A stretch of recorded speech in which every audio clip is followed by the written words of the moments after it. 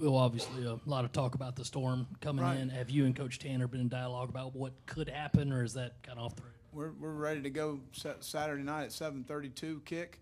We're in great hands in this state with Governor McMaster and President Pastides here at the university and Coach Tanner. And I'm preparing for a football game, and obviously my thoughts and prayers with the people on our coast and the North Carolina coast and whoever this storm may affect. But as far as I'm concerned, that's where we're headed.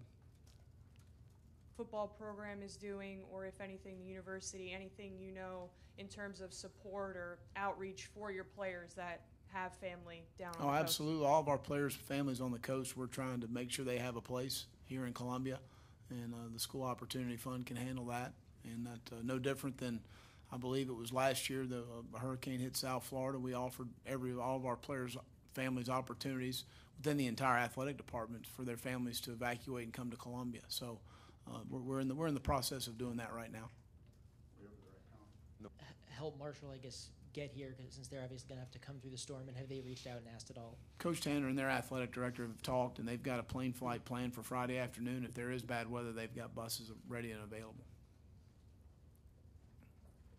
Able to set the edge defensively. How comfortable are you with this, with how you've done for 2 games so far?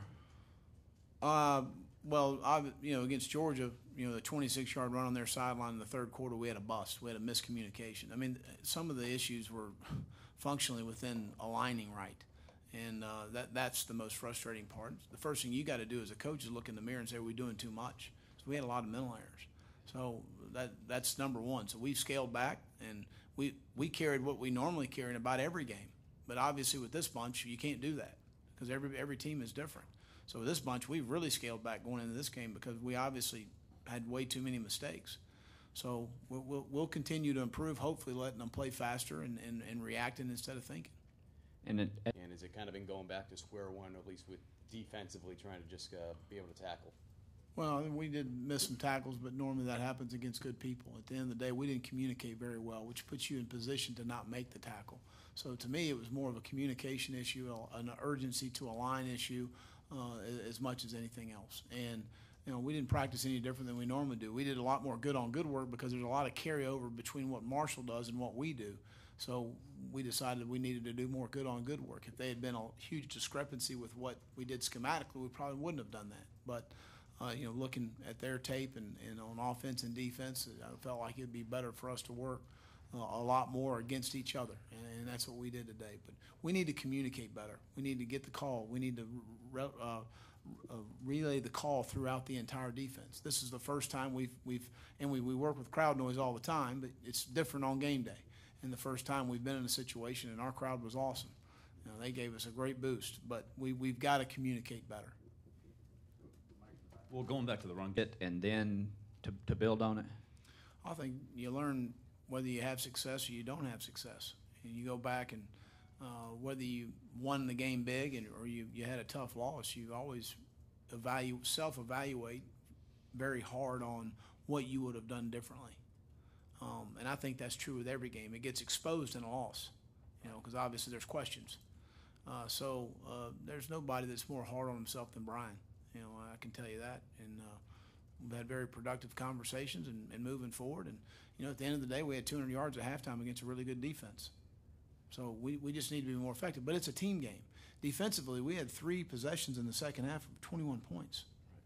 We gave up huge chunk plays in the passing game. One time we don't even cover down on the slot. That wasn't the offense's fault. And then you're battling the 8 ball against a really good defense trying to play catch up. And you're down 24, then you're down 31, and you're throwing the football. We're trying to score. So obviously we did get away from the run game then for obvious reasons. So again, it's a team game, and we've got to play better as a team than we did in the second half. And what were Brian's thoughts to you in the conversations you've had about the way it went and what he took from it? First thing he walked in and said, I need to be more hard-headed in the run game. We need to stay with the run more in the second quarter. Because then he started down in the third quarter, and I said, whoa.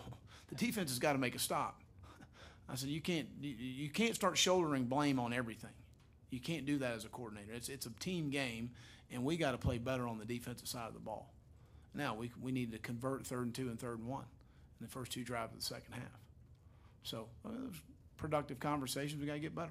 That's on me. Those conversations happen with you and your assistants or coordinators after every game. Is that part of your every Sunday morning.